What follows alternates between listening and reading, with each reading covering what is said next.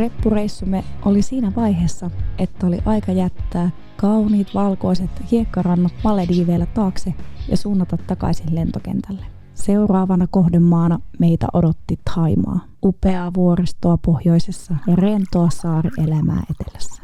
Viisumin hakuprosessi oli tänä vuonna paljon haastavampi kuin aiemmin. Se sisälsi paljon byrokratiaa ja papereiden täyttämistä. Koronatesti täytyi olla tehtynä ennen lennolle lähtöä. Myös maahantulotarkastukseen kuului testi ja 4 päivän päästä maahan saapumisesta täytyisi tehdä toinen. Tänä aamuna tuli puhelu, että positiivinen koronatulos.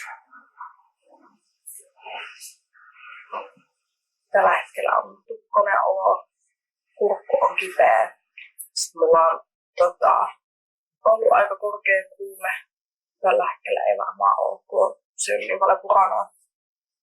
Kovasti olen yrittänyt selvittää, että mihin sitä joutuu karanteeniin. Ja haikuissa on tämmöisiä hospitales, niin kuin hotellin ja sairaalan yhdistelmiä. Eli saisi olla vähän mukavammassa olosuhteessa kuin 10 päivää, mutta olisi myös niin kuin medical help tarjolla. Mutta en nyt tiedä, että pääsenkö semmoiseen vai joudutko sairaalaan. Ja onko se jaettu huone vai saanko oma huoneen vai pieniä epätoivon fiiliksiä. Tultiin tosiaan Malediiveiltä.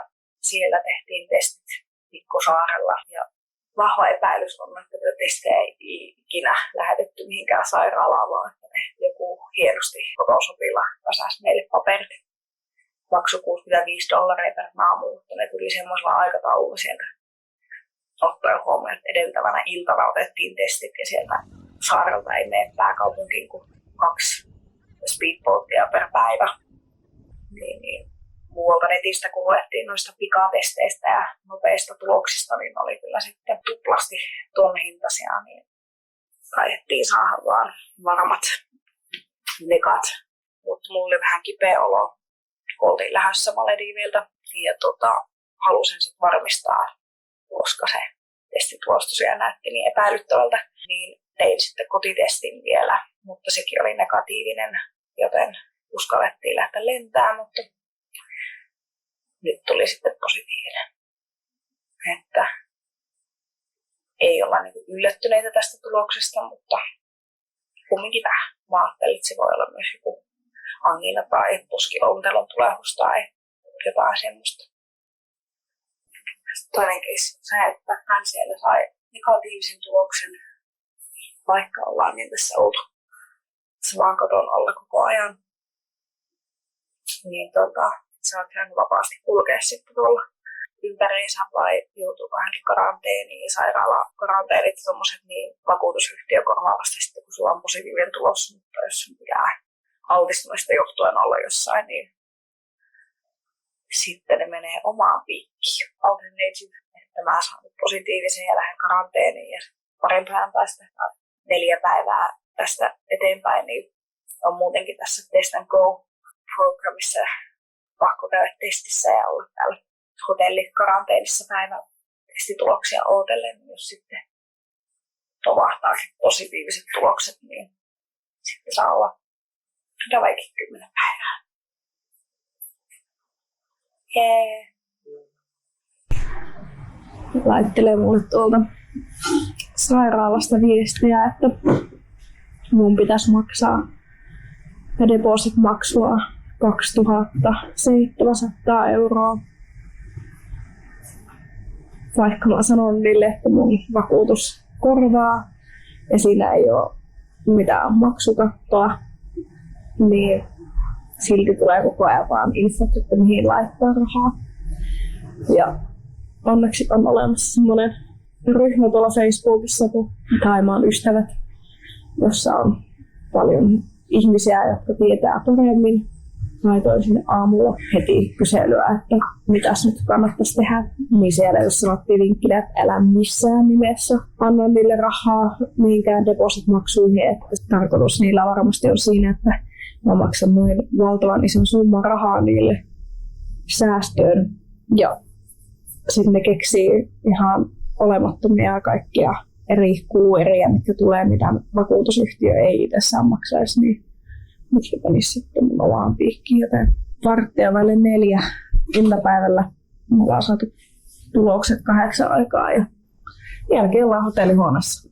Saa nähdä, että milloin me täältä mihinkään liikutaan vai jäänkö tänne. Propsit taas Pohjola-vakuutuksen asiakaspalvelulle.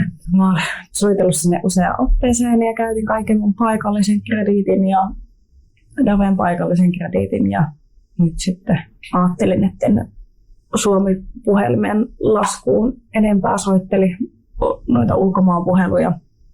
Laitoin sähköpostia ja tuli aika nopeasti itse asiassa viesti varttitunnissa vastaus ja käsky, että ei saa mitään tehdä depositin suhteen, että selvittää Haimaan paikallistoimiston kanssa keissiä.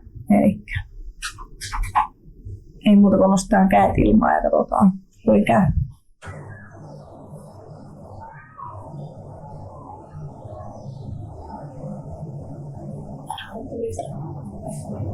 Kopikkasin kyllä siinä.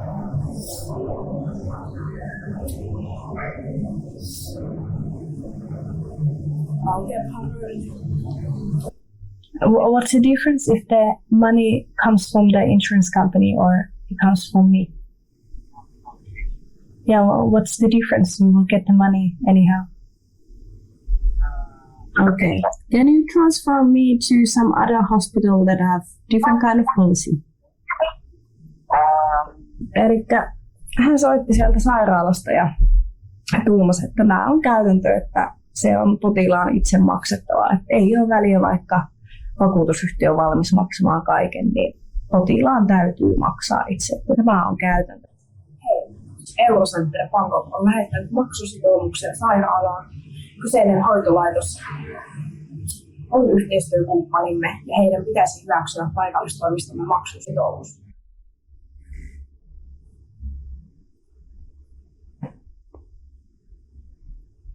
Vakuutusyhtiö laittoi sähköpostia, että saadaan nyt ainakin tämä yö olla täällä hotellissa ja ne maksaa sitten tämän ekstra yön. Ne on yrittänyt olla yhteydessä sinne sairaalaan, mutta ne ei vastaa sieltä sairaalasta. Ei puhelimeen eikä sähköpostia.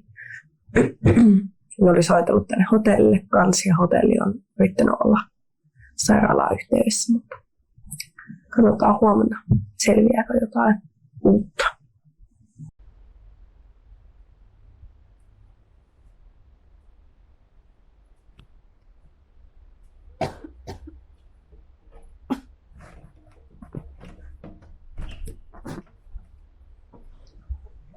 Sain viestiä tänään sairaalalta, että minun täytyy itse olla yhteydessä johonkin palvelunumeroon, mistä pitäisi selvittää eri sairaaloita ja onko niillä eri käytäntöjä, eri majoitusvaihtoehtoja. Mutta semmoinen numero, mihin mä soitin jo eilettäin, ja ne ohjasti mut toiseen numeroon, koska sanoin, että tuo ei ollut erityisesti turisteille suunnattu. Mutta se turistinumero, niin mä ootin sinne 28 minuuttia, eikä vastannut sieltä, niin en ole tänään käyttänyt siihen vaivaa ollenkaan.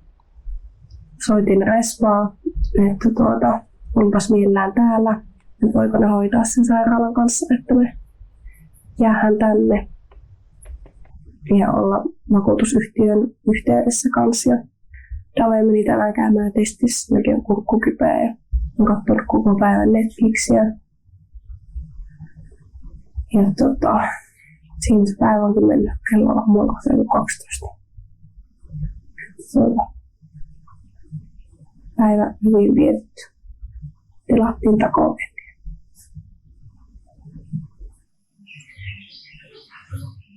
David sai tänään kans positiivisen tuloksen. Ja taas vaihteeksi sairaala yritti pyytää sitä 2700 € vakuusrahoja. Käykää. Kieltäytyi ja sallii meidän olla täällä hotellissa vihdoinkin luvan kanssa. Mutta ne yritti lähettää meille lääkkeitä. Me ollaan tosiaan koko ajan sanottu sairaalaa, että ei ole vahvat oireet.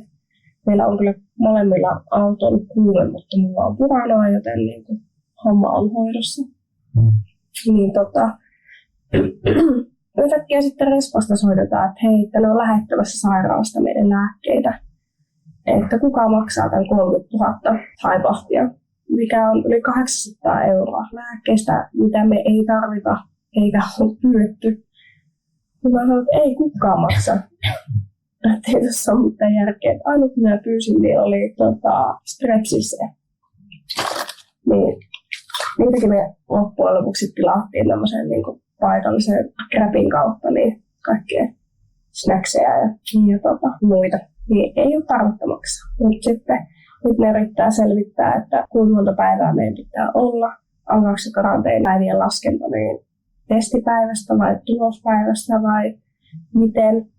Ja sitä sanoo, että mun pitää käydä vielä sinne 5 päivän testissä, mikä ei ole niin kuin mitenkään järkevää, koska tuohon jää semmoiseksi positiiviseksi tulokseksi vielä pitkään, vaikka se on jo sairastettu. Ja sanoo, että kun ei sairaalan kanssa olla yhteistyössä, niin ei saa mitään loppua, mutta nyt sitten kumminkin soitti tuolta Respasta taas, että joo, saatte teille dokumentit ja muut, niin eiköhän tämä tästä vielä setviily. Sain edellisenä päivänä soiton, että mulle olisi vapautunut paikka hospitellista ja että mut tullaan yksin hakemaan sinne. Ja David saisi kyydin sitten seuraavana päivänä. Ihmeteltiin tätä, että miksi yksityiskuljetus, jos samaan huoneeseen kumminkin oltaisiin menossa. Niin ei mitään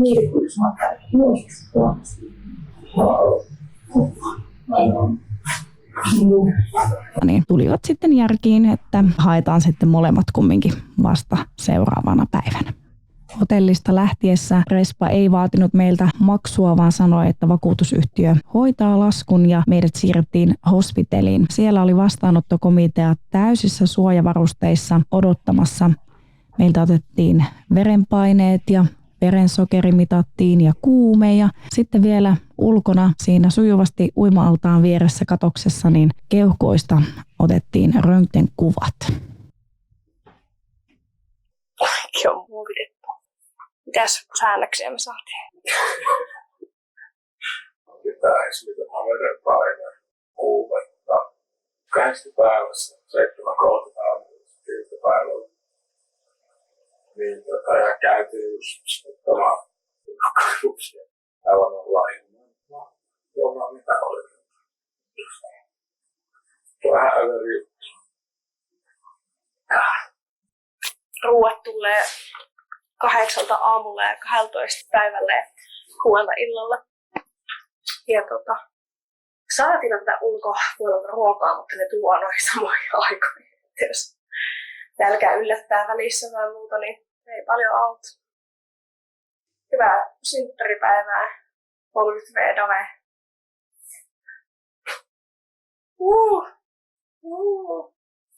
Ajattelin, että olisi edes haukoton raitista ilmaa, niin ei muuten haukota. Sinne ei tehty kiinnittävä. Valtavaa parveke.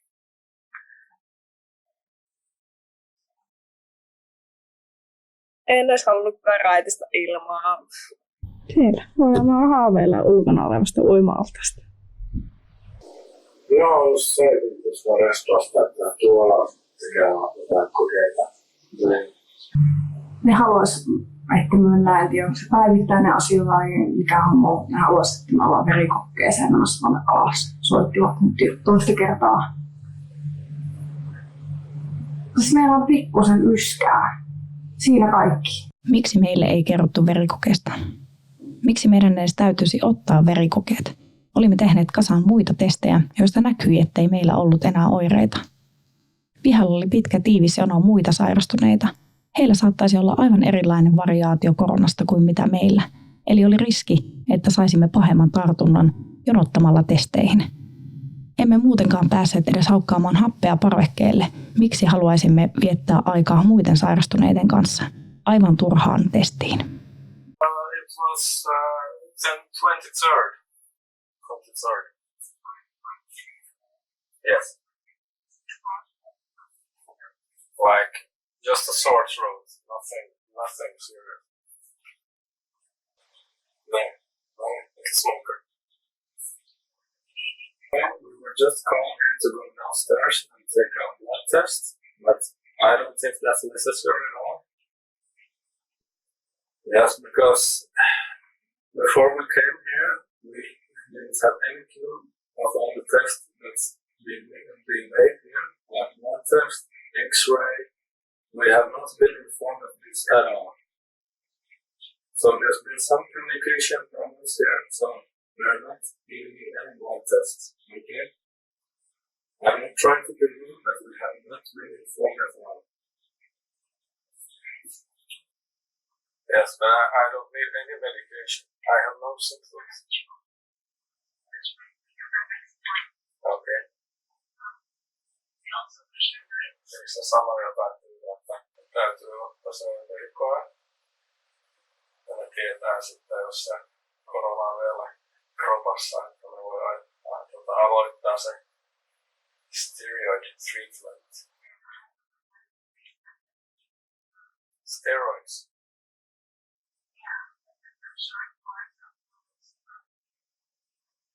I have not been informed of this at all. I'm shocked to hear this information. Mutta sitä varten se ei koe, jos tulisi steroid treatment. Hello?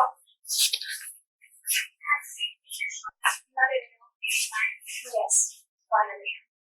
I'm good. No. No, I have no idea. I got tested before I left to Thailand and I didn't have anything. Yeah. Is it possible to get the photo? The X-ray? Yes. That would be good for the insurance company. Mä haluan mun myös. Yeah, David wants his own. Yeah. I've been already 6 days in a hotel and I'm okay. And I don't have anything, so why would I do extra tests? Yeah, that sounds smart. I heard in the beginning of March the quarantine time will be shorter, but does it affect us? It's still 10 days, even though there's no symptoms.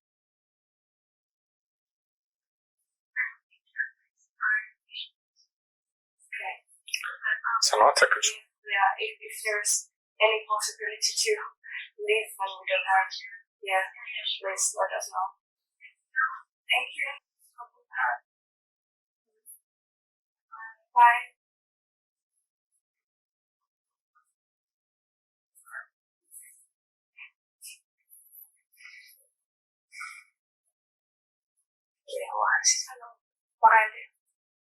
You did good. Mäkin myös, vaikka mä Vaikka säkin oot ihan. tekis mieli huutaa. No niin. Eikö sitä ole täydet 10 päivää, ettei tuu sanomista, että pääsi 9. päivänä pois? Joo, muut ihmiset on nopeaa tekisiä sitten. Eli sä pääset 6 päivää, mä pääsen 4. Joo. Moi moi! Uusi ja parempi päivä. Lounashetki. Lääkäri soitti, että päästäisiin molemmat yhdessä pois täältä 4. päivä. Ja oli hyviä uutisia. Lähtiin myös ihan törmällä kaikkea herkkuja ja leipää, tarvikkeita, jotka ilmeisesti ovat saapuneet tänne hospitelliin, mutta ei ainakaan ole vielä kukaan koputtanut, että olisi tuotu meille. Se voi olla, että ne tuosi vasta ruoayhteydessä, mutta toivottavasti ei. Olisi kiva laittaa tarvikkeet kylmään. Tänään on siis 28. päivä helmikuuta, mikä tarkoittaa, että tämän päivän jälkeen on 3 täyttä päivää. Meidän pitäisi päästä aamulla 8. 4. päivä perjantaina. Päästään viikonloppumarkkinoille ja nauttii viikonlopusta. Fuck yeah! Iloisista uutisista innostuneena halusimme luoda päivään muutakin positiivista sisältöä. Päätimme pitää kuvaussessiot koronakaranteeni-teemalla.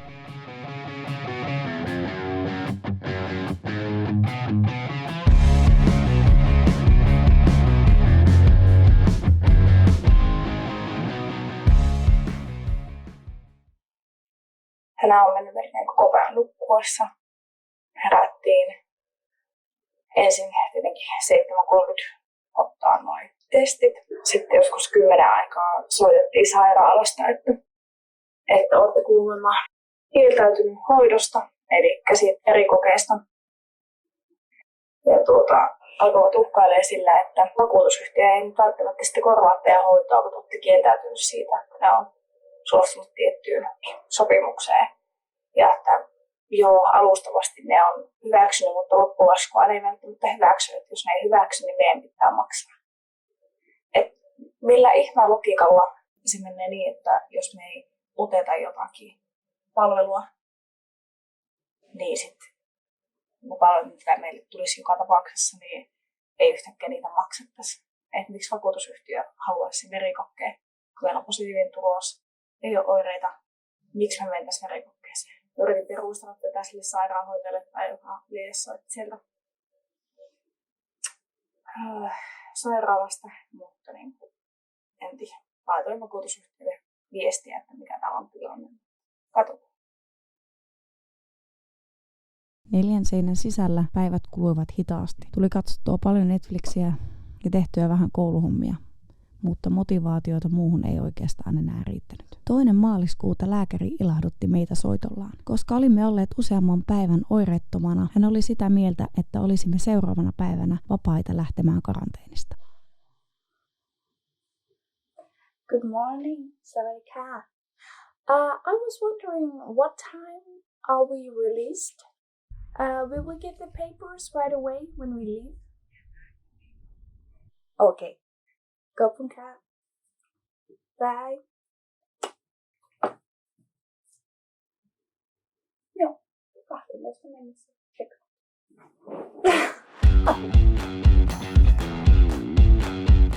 Kun olimme melkein pakanneet, Respasta soitettiin ja meitä pyydettiin tulemaan alakertaan. Kerroin, että olemme ihan kohta valmiina.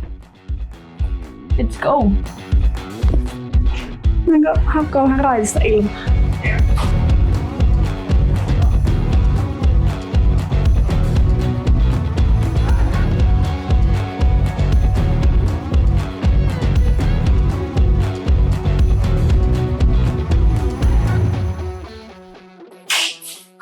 Kyllä saa liikkua täällä.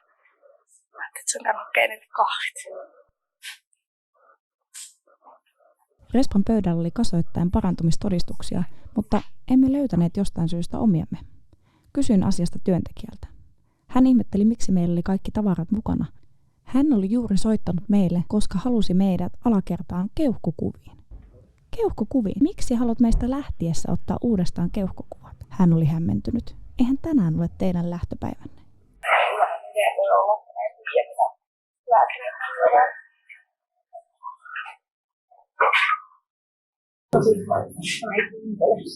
Kerro selittää. Eli 4. Mä keuhkokuva oli ok. Miksi sinä uudestaan tehty? Ilman. Ilma on tosiaan huono. Se on mahdollista hoveessa ja huono. Siltä löytyy. Kyllä nopeasti.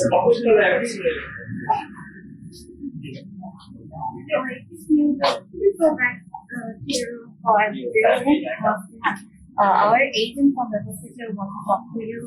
Okay? Yeah, it's because they speak about the conversation, I think. I guess. No. Because there might be a problem with your insurance if you don't want.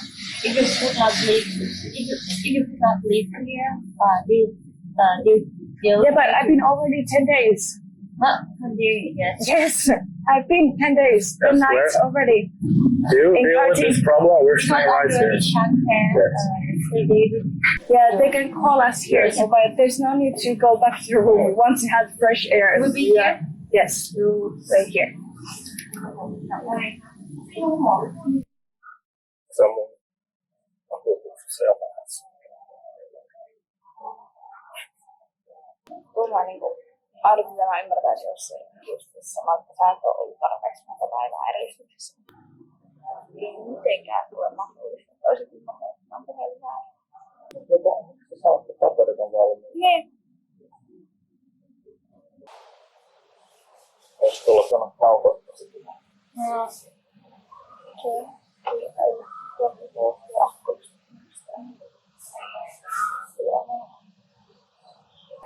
Yes, I heard from my colleague that you have the impression that you're gonna check out today, right? Yes, the doctor said yesterday that we can leave on the 3rd of March. Okay. But I think there's some misunderstanding. For you, it should be on the 4th because today is your day 10, and you're supposed to leave on day 11 in the morning so that you will complete your full period of quarantine, so that the doctor can issue you the recovery certificate. Yes, So, but yesterday the doctor said that because neither of us have symptoms, that we are allowed to leave already on 3rd, both of us. Can you please talk with the doctor? I heard the conversation between Amelia and the doctor said that we're free to leave today. No question. Yeah, but I normally no one should leave earlier because it is on the day that you got tested is day 0. Yes, but this And is then the doctor's the order. following day is day 1, and then Yes. you count 10 days, and then Yes. on day 11 in the morning, that's when you get discharged. But so why- Miss Emily, yeah, But why does your doctor call us with this information? yeah. I'm not sure either, but then just now they told me that the nurse checked in the doctor notes and there's no information about the Please call the planned doctor. discharge. Please call the doctor Yes. and get this problem sorted. Okay, let me talk to the employee again. Thank you. Vihdoin ja viimein, 3 tunnin taistelun jälkeen, hoitaja toi meille paperit. Papereissa kuitenkin luki, että meidän olotila on parempi, mutta ei parantunut. Kerromme hoitajalle, että meidän täytyy saada paperit, jossa lukee, että olotilamme on täysin parantunut ja olemme luvatusti lähteneet karanteenista. Positiivinen tulos voi näkyä vielä pitkään ja papereiden on oltava kunnossa, kun menemme lentokentälle. Mikä fiilis? Aika hyvä. Aika hyvä.